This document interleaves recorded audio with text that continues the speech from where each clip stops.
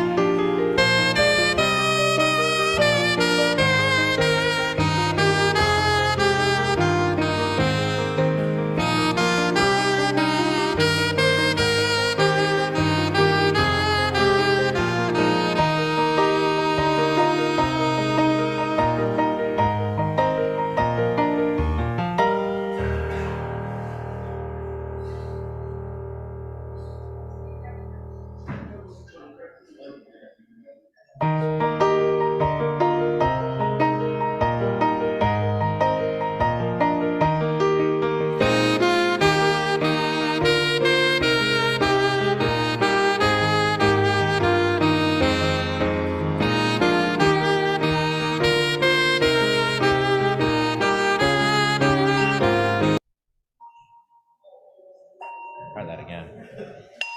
There.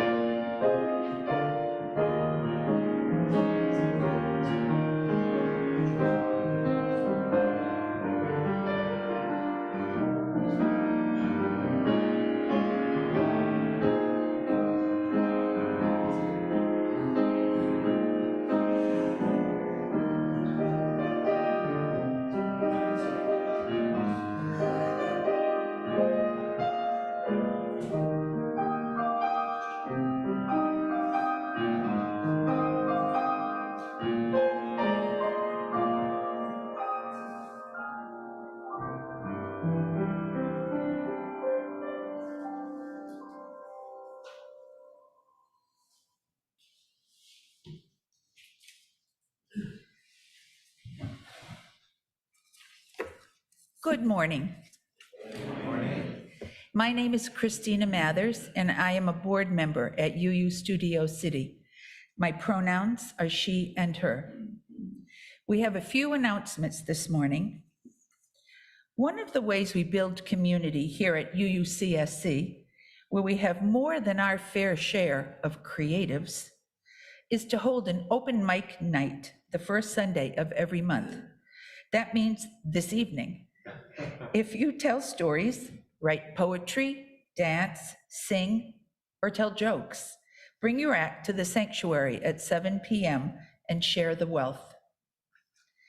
On Tuesday at 4 p.m., there will be a Board of Trustees meeting here in the sanctuary as well as on Zoom. Anyone interested in speaking should contact Board President Barbara Allen. And on January 15th, following the service, the board, the Buildings and Grounds Committee, and the Emergency Preparedness Task Force will co-host a security summit in the sanctuary and on Zoom as we explore ways to make the church safer. Anyone who is interested is encouraged to attend. Use the Zoom link on our website to participate in any meeting we hold on Zoom. Thank you.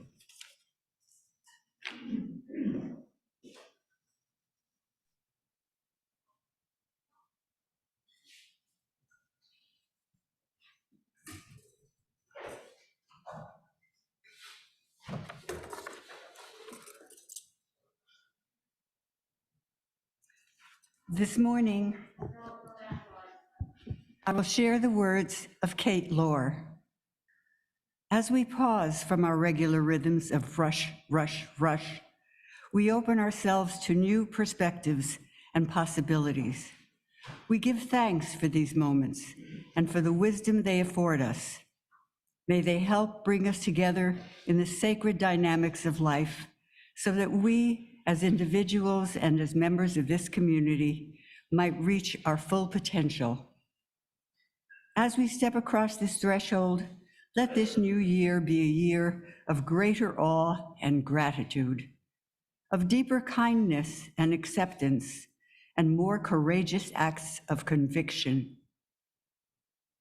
For a kinder, more equitable, and sustainable world is not only possible, she is on her way. And in the quietness of this sacred community, we can ever hear her breathing. Amen. And now it is my pleasure to introduce our guest minister.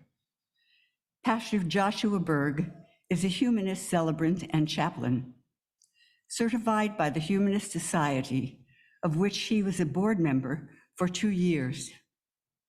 He was ordained a Unitarian Universalist minister on July 2nd, 2022 by Northwest UU Congregation in Southfield, Michigan. Earlier this year, he served as the sabbatical minister at Emerson UU in Canoga Park. And this past August, he began a chaplain residency at Children's Hospital, Los Angeles. Thank you.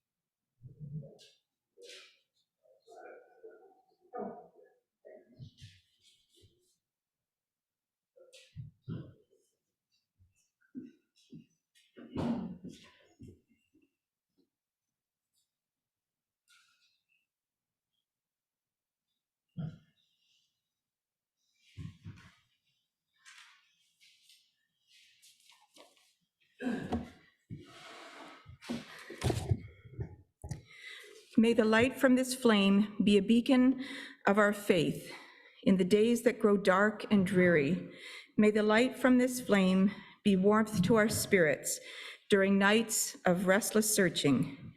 May the light from this flame be a celebration of the truth, meaning, and joy we find within these walls and in our dreams. And now the words of covenant.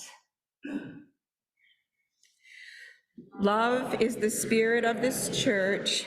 The quest for truth is its sacrament, and service is its prayer.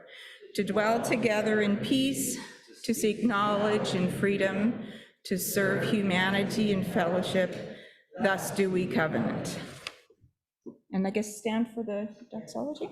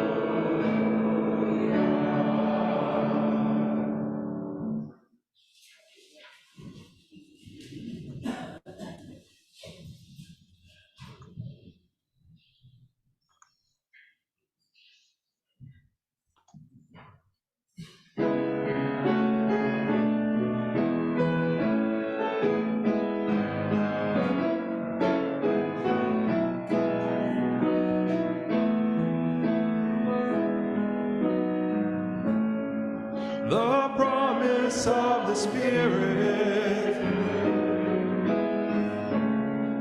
faith, hope, and love abide, and so every soul is blessed and made whole. The truth in our hearts is our guide. We are answering the call of love.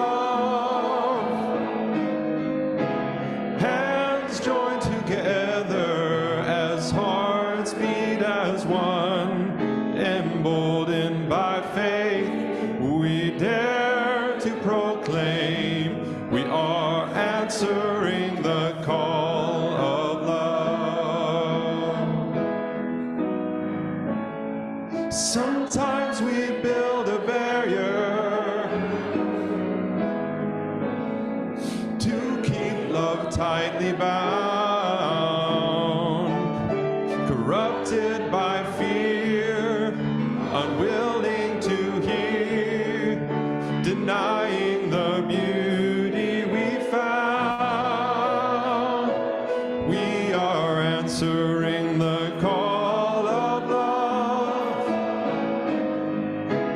Hands joined together as hearts beat as one. Emboldened by faith, we dare to proclaim we are answering the call of love. A bright new day is dawning, when love will not divide. Reflections of grace in every embrace, fulfilling the vision divine. Yeah, we are answering the call of love. Hands joined together as hearts beat as one. Emboldened by faith, who we dare to proclaim we are answering the call of love. We are answering the call of love.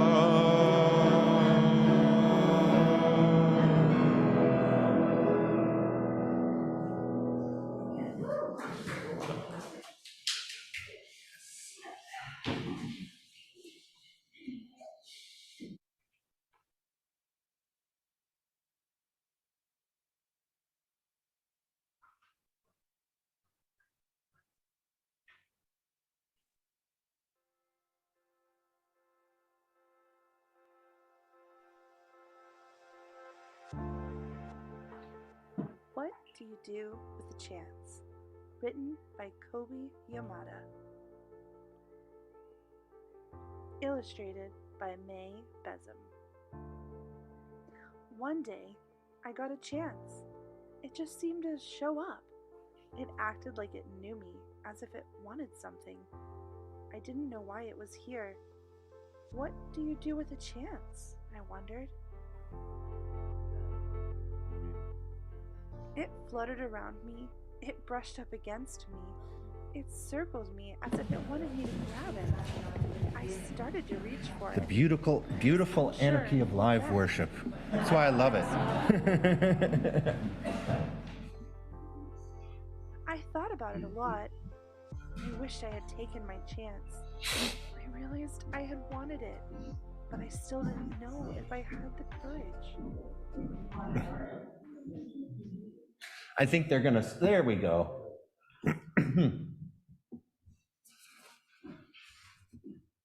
So what do you do with the chance?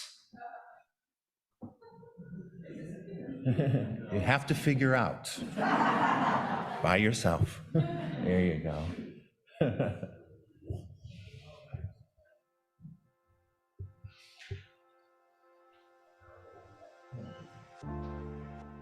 What do you do with the chance? Written by Kobe Yamada, illustrated by May Besson. Kobe Yamada.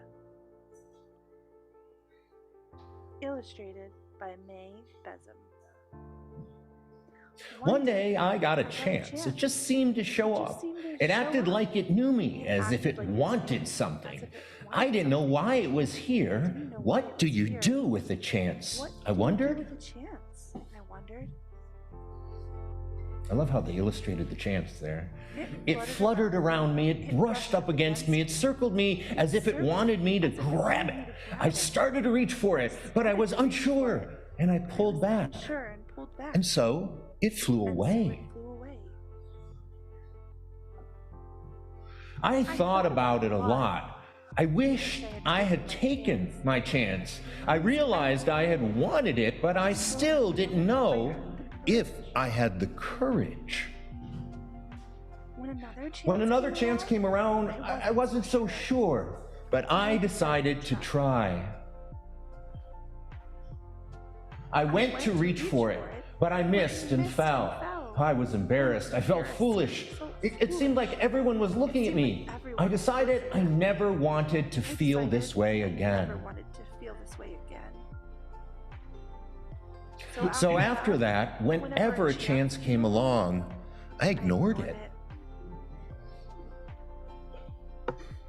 And the more I ignored them, well, the less they came around.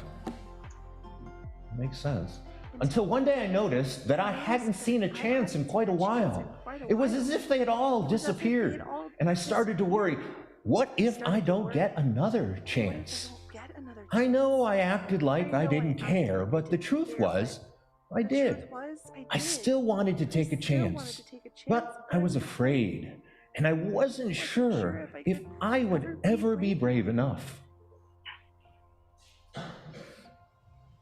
And then I thought, maybe I don't have to be brave all the time. Maybe I just need to be brave for a little while at the right time. I realized it was up to me. I promised myself that if I ever got another chance, I wasn't going to hold back. If I got another chance, I was going to be ready. Another chance, I was going to be ready. Then one seemingly ordinary day, I saw something shining far off in the distance. Is it possible, I hope? Could this be my chance? Could this be my chance? I had to find out. I ran as hard and as fast as I could toward it. I don't know how to explain it, but the second I let go of my fears, I was full of excitement. It wasn't that I was no longer afraid, but now my excitement was bigger than my fear. As I got closer, I could see that this was a really huge chance. But this time, I was ready. As it came by, I reached out and grabbed it. I held on with all my might. I held on with all my might. It felt so good to soar, to fly, to be free. I now see that when I hold back, I miss out. And I don't want to miss out. There's just so much I want to see and do and discover. So what do you do? So what do you do with the chance? You take it. Because it just might be the start of something incredible.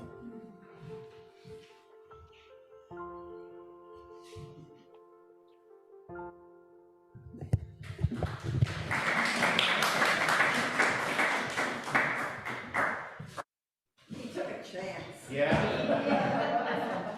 He's afraid of the chance, but he wasn't afraid of that big bear following him.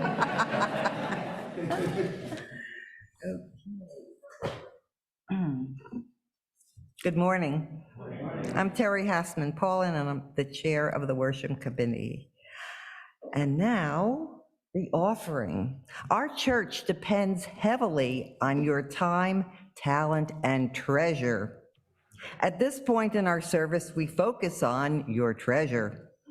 Please give as you're able so that we can keep the lights on and pay our professional staff. You can donate via the QR code up there, and there's a QR code on the post over there, or you can drop some money into the collection plates as our ushers come down, and if you're old-fashioned, you can also send a check by snail mail. It will get to our administrative assistant. So will the ushers please come forward, and we thank you in advance for your generosity.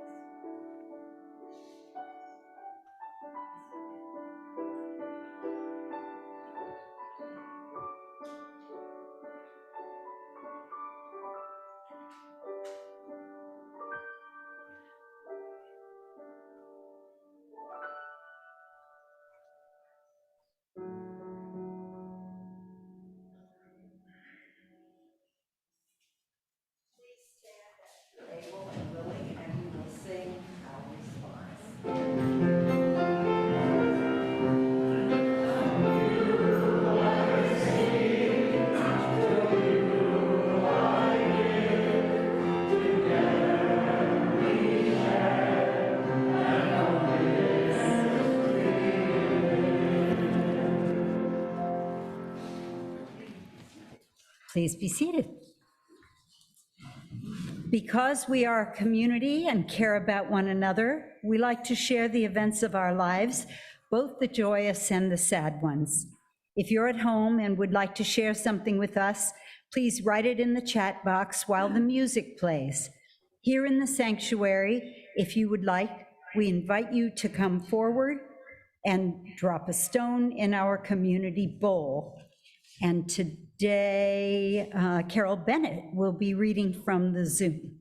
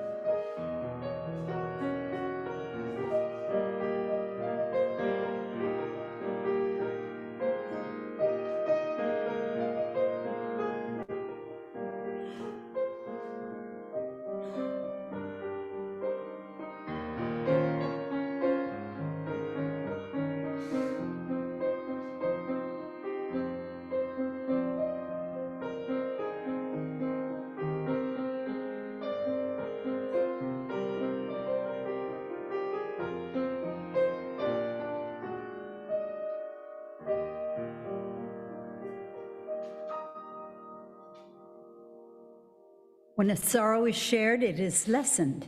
And when a joy is shared, it is multiplied.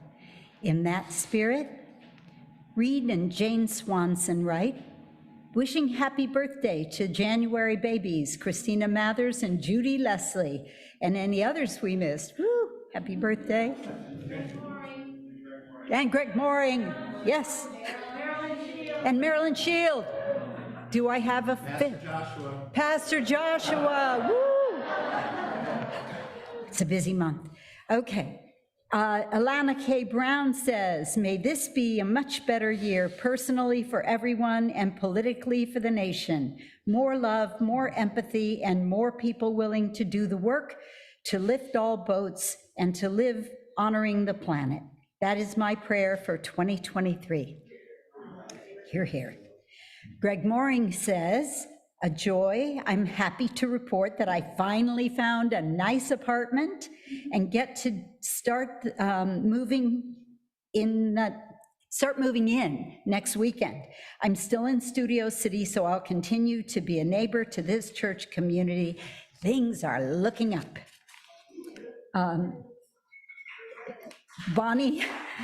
Bonnie tells us she is joyful and proud of Clara for her bold move to South Carolina to work with AmeriCorps. Sorrowful to leave her alone in a place with no friends yet, and grateful that the local UU church is a mile from her apartment and she attended this morning. She'll be hooked in no time. I'm Joyce Fiddler. My pronouns are she and her, and I have two joys. Today's flowers are in memory of my parents, whose birthdays would have been in December. They are still loved and missed. And I'm celebrating the win of my group, Estranged, at my college friend's annual air guitar competition on New Year's Eve. Okay, so let's see. Now let's turn it over to Carol for the Zoom Joys and Sorrows. Do we have a photo of Carol? Good morning. My name is Carol Bennett, and my pronouns are she, her. And Joyce, we have no joys and sorrows from Zoom land. So back to you.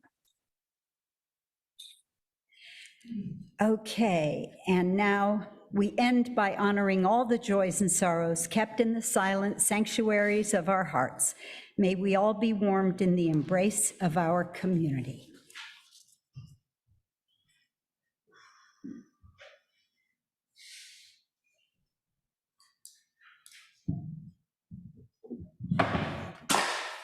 Mazel tov.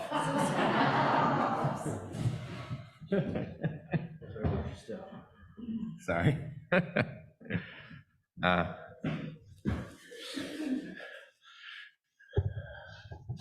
Speaking of that reaction, I worked at the Jewish temple, Stephen Weiss Temple, for about 10 years. I want to talk in the meditation just briefly about a couple of hopes and dreams of my own, because today I'm going to talk about hope. And so I'd like the meditation to be about that as well. I was thinking about what I should say, and my wife reminded me this morning that I used to drive past this church, this congregation, every day for 10 years to go to Stephen Weiss Temple before I even knew what UU was. And I was hoping that time, I really wasn't passionate about what I was doing. And my hopes and my dreams were that I wanted to do something I'm passionate about, the mission of which I'm passionate about. I want to be able to support my family. I want my family to be back and forth. I want them to be happy. I have 2 daughters, my lovely wife here, who's here today. I want to be able to support them doing what I love, all of these things.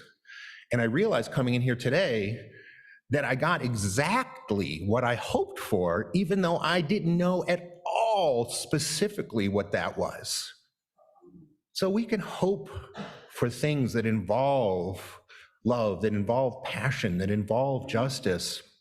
We may not get specifically what we hope for, but whether it's specifically or not, I think that hope, and I'll talk about that later, is very important and very necessary. Oh, I'm sorry.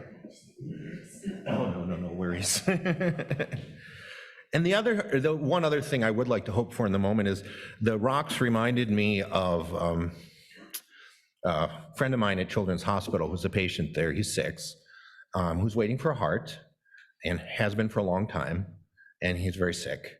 And he has stones in his room because his mom calls them worry stones. So he holds on to them. I gave him a tiger's eye the other day because it really, sensorily, is that the word? It just makes him feel better to rub the stone.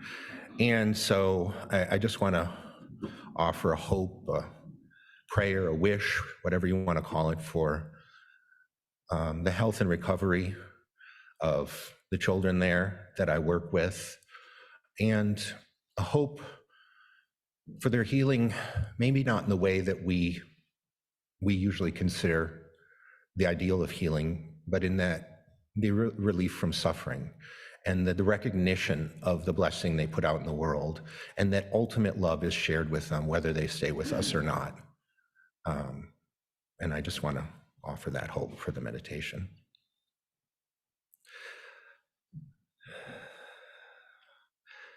And now I'm going to do a brief reading. Do we have? Oh, we do. Okay, good. Responsive reading called Additional Recommendations for Us Right Now from a Future by Adrienne Marie Brown. Be revolutionary.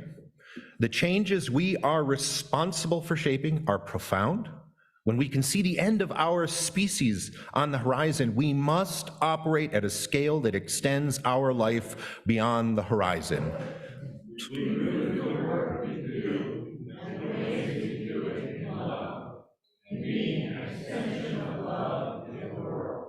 Even if we don't have a clear sense of the exact solutions to fix the future, we should have a clear sense of how we want to feel in ourselves, in our relationships with each other, in community, and in relationship to the planet. Those feelings aren't for the far-off future. They are guidance to what we must be seeding and practicing now, right now.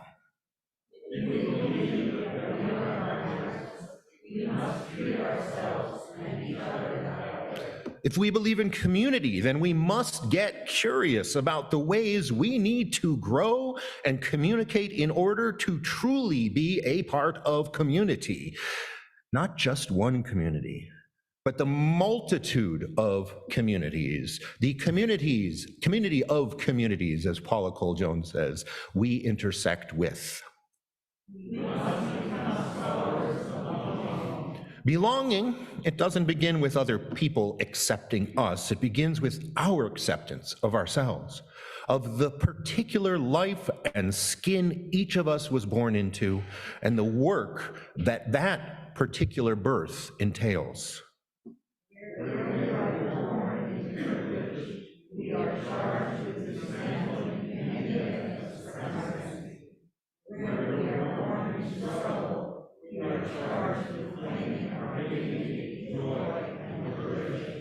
This is a world of wonder and wounds. Both are always with us.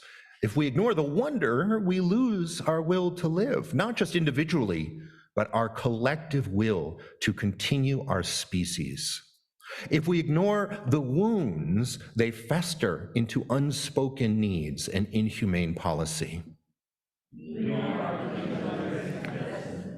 We must be clear that caring for each other is a fundamental piece of any future we will build. And this doesn't displace struggle, critique, or conflict, but rather deepens and softens these necessary human experiences, makes them part of belonging instead of a precursor to exile.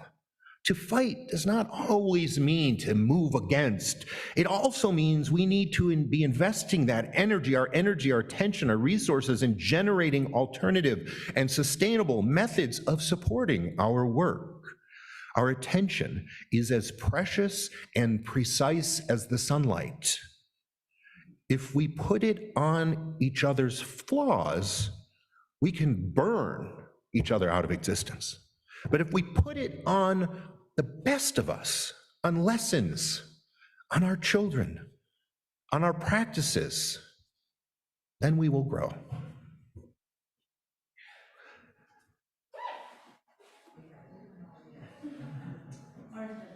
Okay, the congregation now says, here we go, relinquish.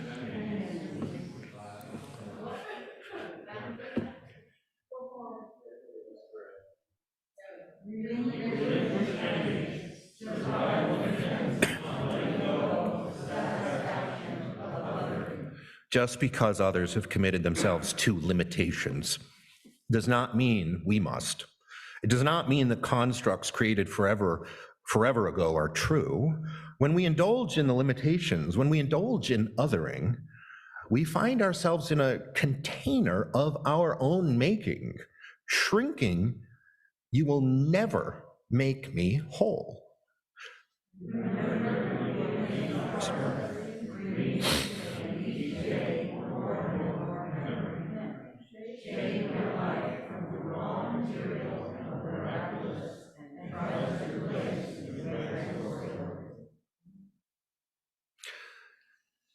Please stand in body or spirit. For our anthem, We Shall Overcome. Yeah, you may want to stand for this one as well. Feel free to join along, okay? It's one of those join along type of songs.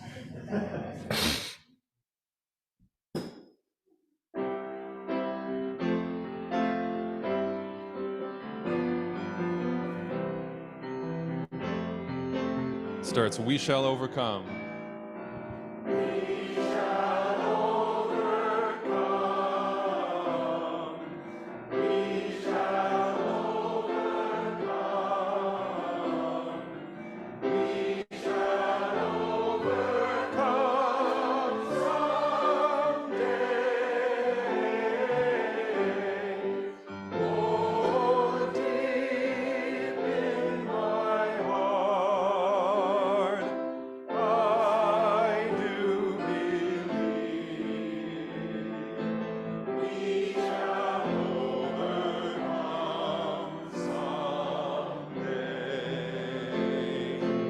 We'll walk hand in hand. We'll walk hand in hand. We'll walk hand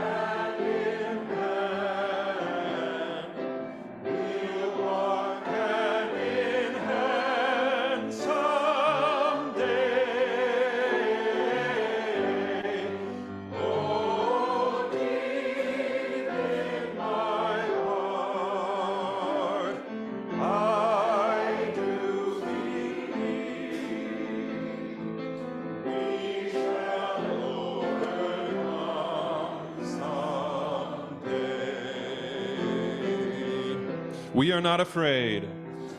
We are not afraid. We are not afraid. We are not Afraid today.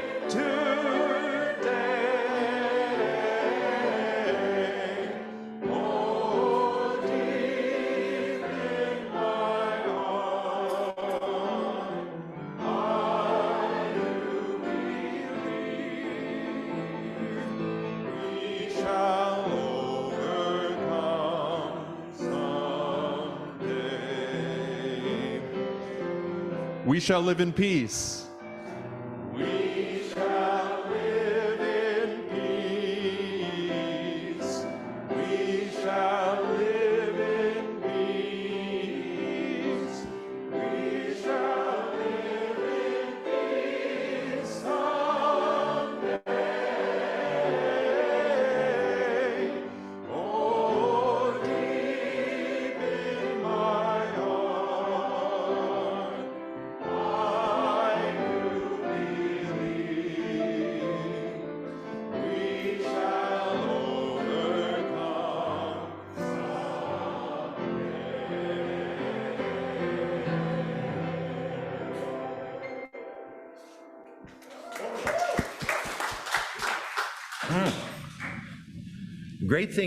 One good thing about masks, I like to look at the positive, you can look like you're singing and you know the words, and no one knows the difference. You could be singing anything.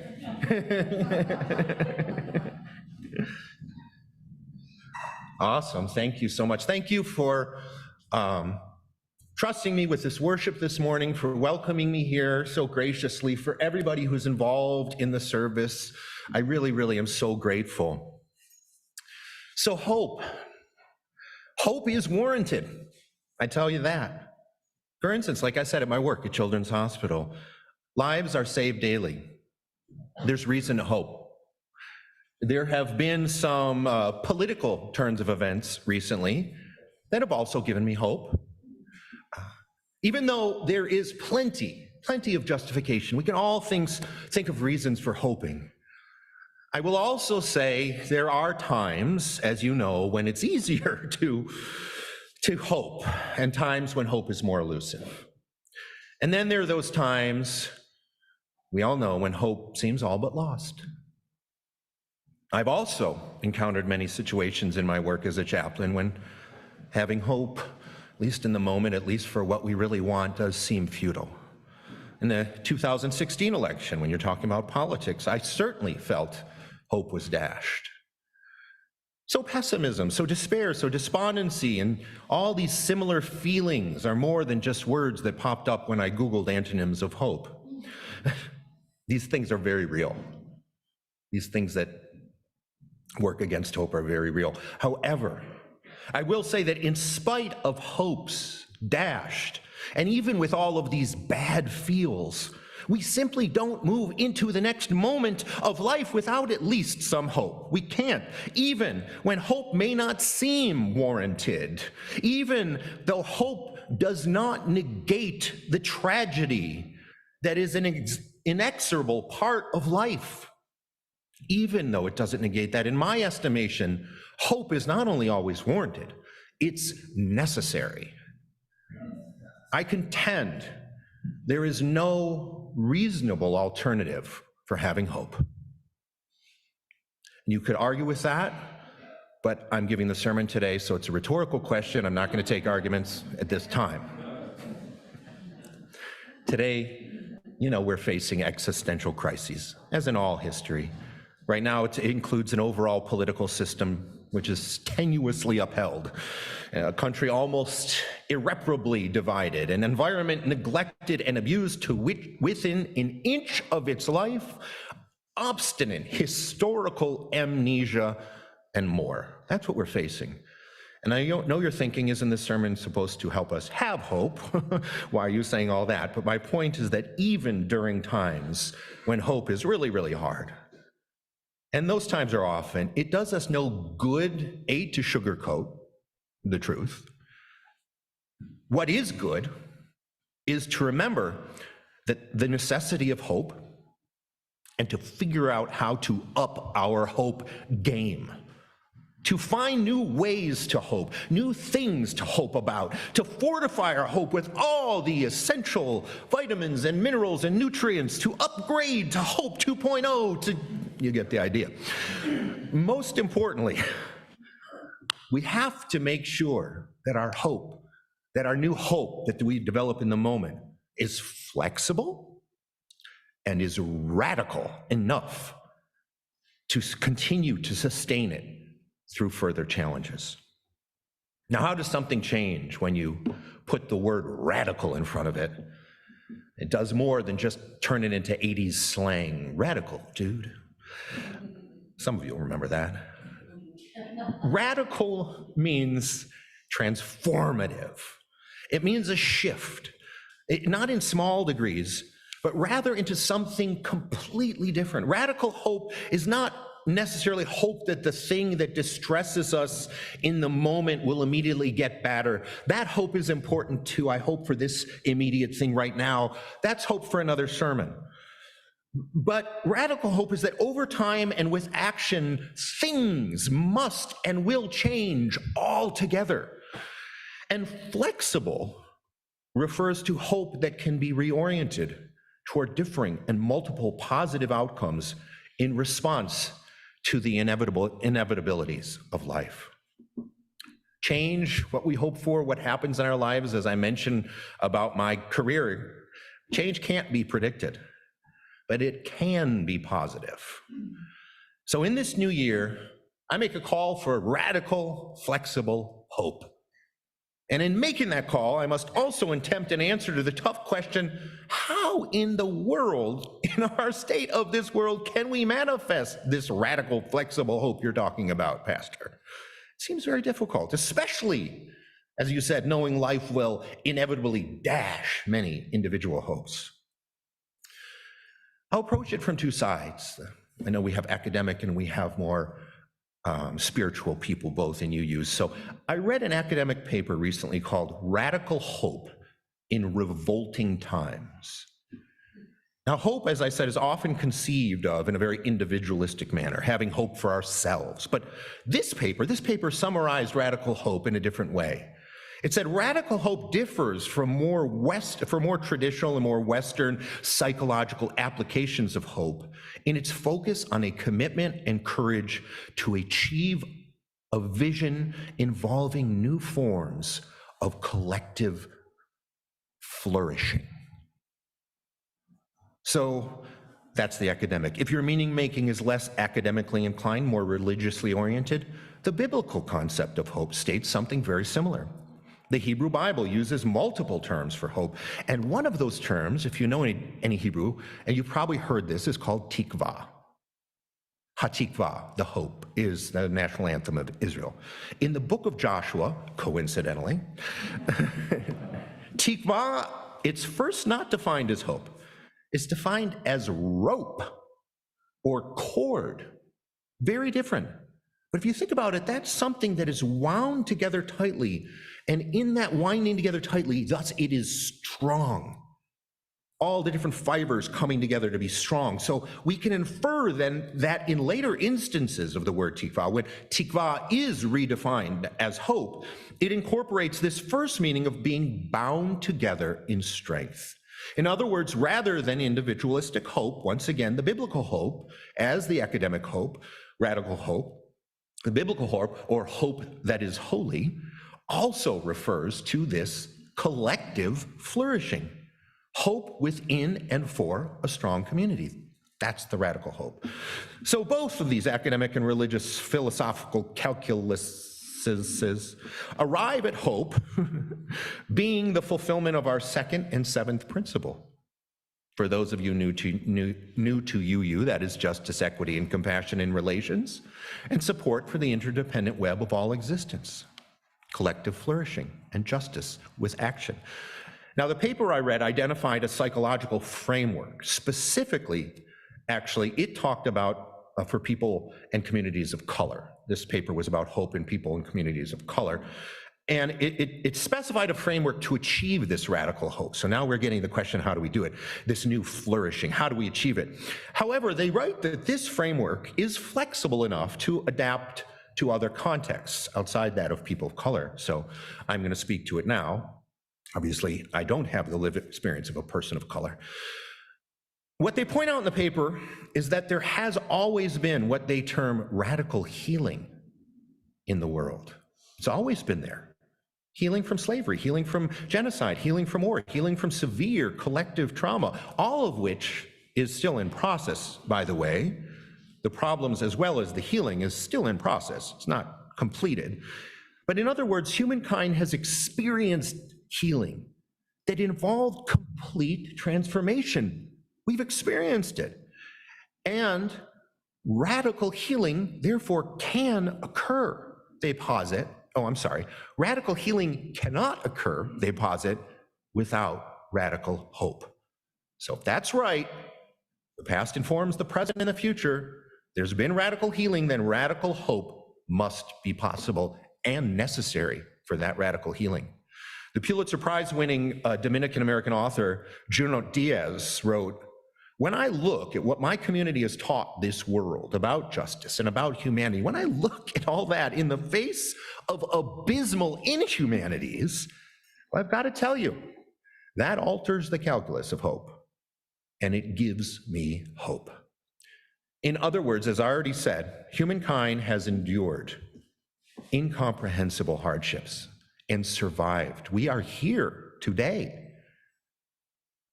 This is radical healing.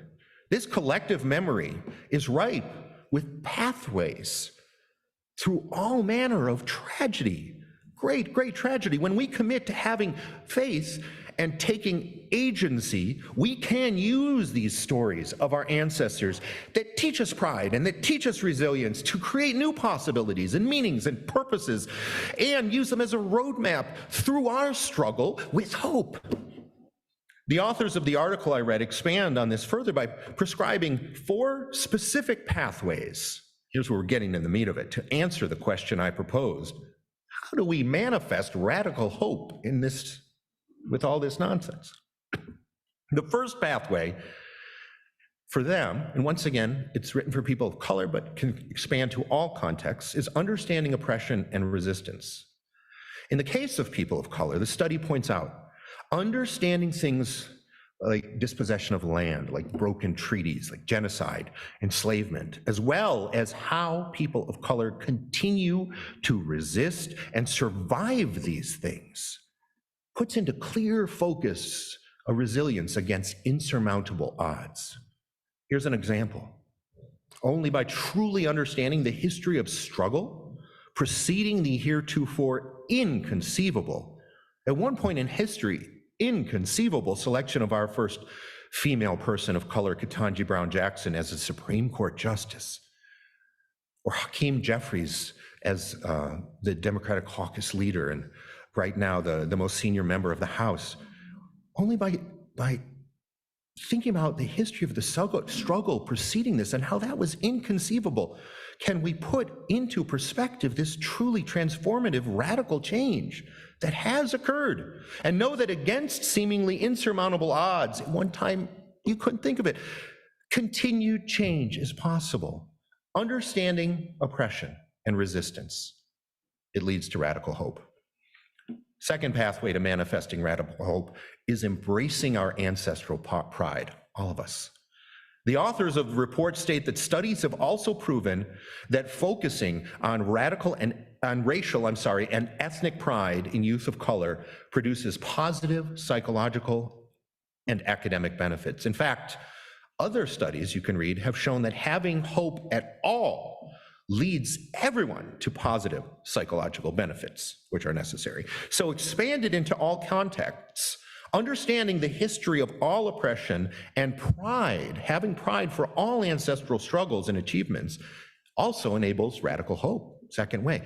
I think of where I am in relation to my personal cultural heritage, which is Jewish.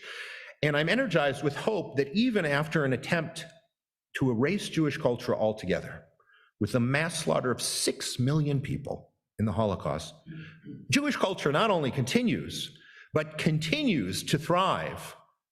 And my own personal family Jewish culture continues to give me all kinds of tsuris, which I love. Since becoming a UU, I have focused more on my own ethnicity, my own Jewish culture. I kind of rejected it for a while when I went to the atheism, the humanism, but I focused on that ethnicity in my culture, and that has led me to much more positive psychological orientation.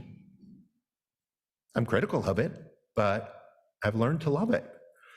The paper's third pathway to manifesting radical hope is envisioning possibilities. Radical hope requires not just what we would consider reasonable personal goals.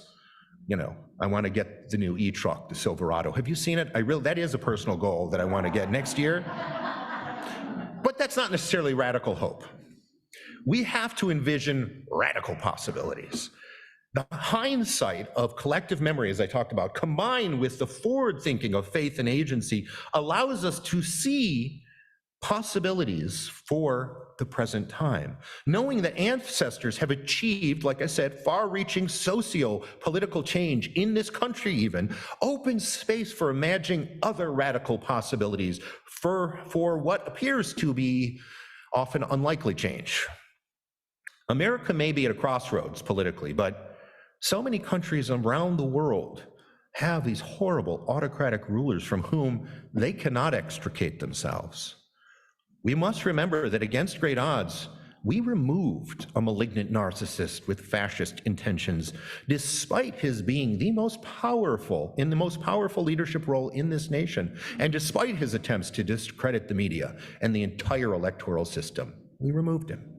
That was a radical change, and will serve to inspire future generations to envision possibilities for continued necessary radical change, even as we are still confronted with enormous and strikingly similar obstacles in our newly elected government. So the fourth pathway to manifesting radical hope is creating meaning and purpose. Humankind, against all odds, it does have the capacity to find meaning and purpose. The life work of Viktor Frankl, going back to my own cultural heritage, he's a Holocaust survivor, was grounded, his life work, on the capacity for imprisoned Jewish people, these Holocaust camps that seemingly would have no hope, in concentration camps, to somehow find meaning and find hope. And the paper I read, the academic paper, claimed that a sense of meaning and purpose in people of color develops from a spiritual sense of being interconnected to all of humanity. So radical hope is achieved by creating meaning and purpose within the interdependent web of all existence, our seventh principle. So generating hope will never be easy. Always take a lot of hard work, much time. Requires faith, agency, collective memory, ethnic and ancestral pride, understanding oppression and resilience, envisioning possibilities in the creation of meaning and purpose. And it must be hope that is flexible, radical hope, in order to shift when specific outcomes go unrealized, as they often will. Most of all, hope must be tikva, the hope that binds us in strength and justice for all. Many of our sage thinkers, including Reverend Dr. Martin Luther King Jr., whose birthday is coming up on the 15th, the day before my own on the 16th, and Bell Hooks, who we recently lost. Many of these sage thinkers equate justice, this tikva, the hope that binds us in strength and justice for all, equate justice with love. So how do we manifest radical hope in this new year? Well, first I took it upon myself to reframe a little. Rather than radical hope in revolting times, as the authors of the article framed it, I prefer revelatory times. And I don't mean the biblical story of Revelation, although that story did end with John, the seer of Patmos, expressing a very aspirational hope. I mean that although our present time may be revolting in many ways, the future, every moment, is constantly revealing itself. We don't know what awaits us, even in the next moment. Because we don't know, this alone can give us hope. And when we lose hope, when we feel despair, all these bad feels, when individual desired outcomes are not realized, as the next moment reveals itself, please change the side to revelatory. Abracadabra. Hold on, hold it right there. As the next moment reveals itself, we rearrange the hope just as we might rearrange the letters. Next slide. These same letters, and retry a love for all. When our hearts are reset again and again into this holy place of continuing to retry loving in new ways, hoping in new ways, of being inspired by the generations of dreamers and doers and risk takers and game changers and world makers and justice demanders and hopers, leading us to take our own action, not just for ourselves, but for all life on earth on which each of us depends. When that happens, hope, I will guarantee you, is manifested.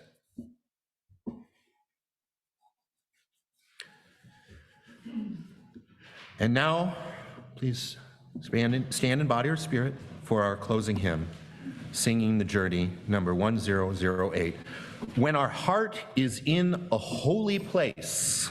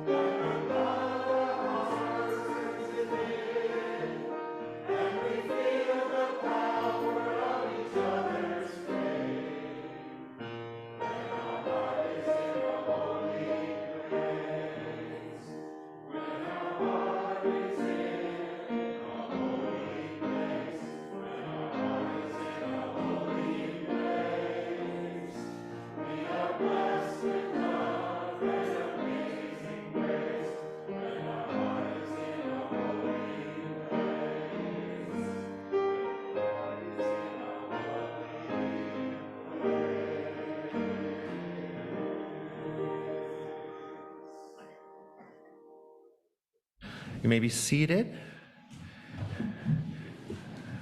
Some of you may see that I've been on my phone too. Don't worry, I'm not looking at TikTok. I am actually in the service on my phone in case I need to respond to anybody. Our benediction today comes from a book called Active Hope, and it's a poem in that book by Joanna Macy and Chris Johnstone from their book Active Hope. It goes like this: active hope is not wishful thinking. Active hope is not waiting to be rescued by the Lone Ranger or by some savior. Active hope It's waking up to the beauty of life. Even it's all its anarchy, as we saw today. It's beautiful. On whose behalf we can act. We belong to this world. The web of life is calling us forth at this time. We've come a long way and are here to play our part. With active hope, we realize that there are adventures in store, strengths to discover, and comrades to link arms with. Active hope is a readiness to engage. Active hope is a readiness to discover the strengths in ourselves and in others. It's a readiness to discover these reasons for hope and the occasions for love. A readiness to discover the size and strength of our hearts. Sour, the quickness of our minds, our steadiness of purpose, our own authority, and our love for life. The liveliness of our curiosity, the unsuspected deep well of patience and diligence, the keenness of our senses, and our capacity to lead. None of these things can be discovered in an armchair or without risk.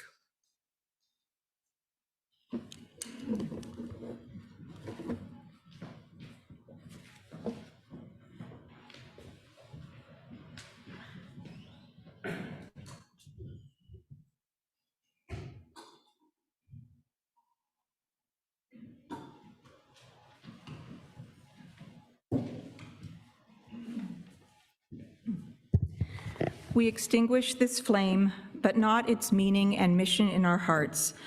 Our time together has come to an end. Go in peace, be of service to one another, and may you move through the world in love for all of your days. We invite you to remain seated as you listen to the closing music.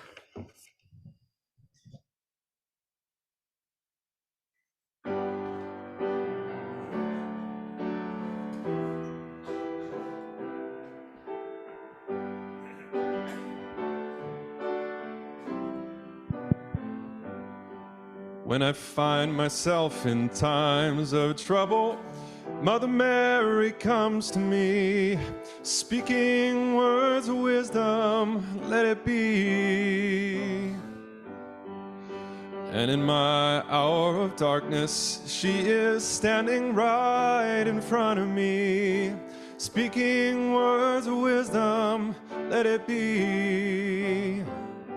Let it be. Let it be, let it be, yeah, let it be.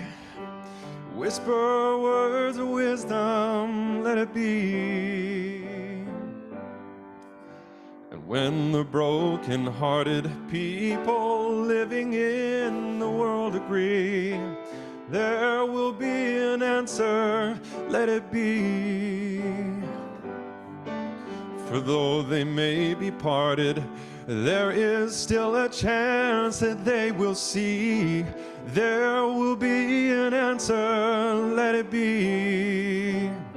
Oh, let it be, let it be, let it be, yeah, let it be.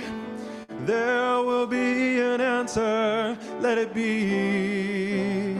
Oh, let it be, let it be, let it be, yeah, let it be. Whisper words of wisdom, let it be.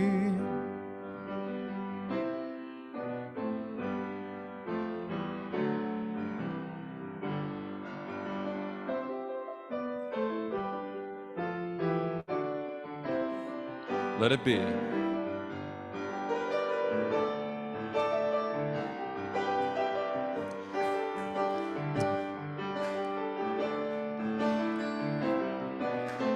Brian McConnell, everybody.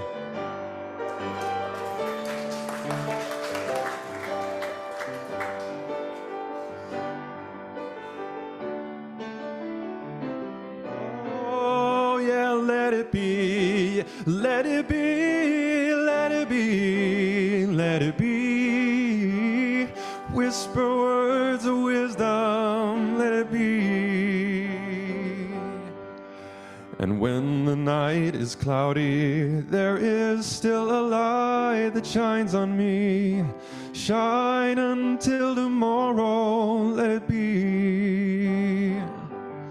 And I wake up to the sound of music. Mother Mary comes to me, speaking words of wisdom, let it be. Let it be, let it be, let it be, let it be. Whisper words of wisdom, let it be. Whoa, let it be, let it be, let it be, yeah, let it be. There will be an answer, let it be. Oh, let it be, let it be.